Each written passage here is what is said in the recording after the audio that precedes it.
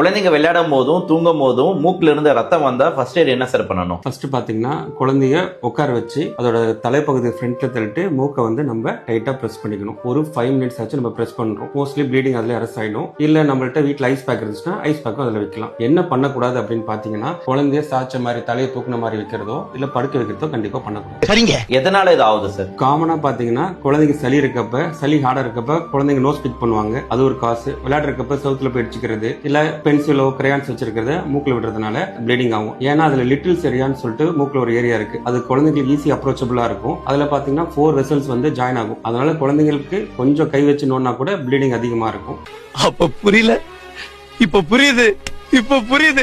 நம்ம பயப்பட தேவையில்ல. நான் ஏற்கனவே சொன்ன ப்ரொசீஜரை ஃபாலோ பண்ணாலே போதுமானது. நீங்க சொன்ன ப்ரொசீஜரை ஃபாலோ பண்ணியும் ப்ளீடிங் நிக்கலன்னா என்ன சார் பண்ணணும்? ஒருவேளை ப்ளீடிங் வந்து 10 மினிட்ஸ் ஆகியும் நிக்கல அப்படின்னா நேரா இருக்க பீடியாட்ரிஷனோ இல்ல ENT சர்ஜனோ பார்க்கணும். வேற ஏதாவது காசா அப்படின்றது செக் பண்ணிக்கணும். தேங்க்யூ.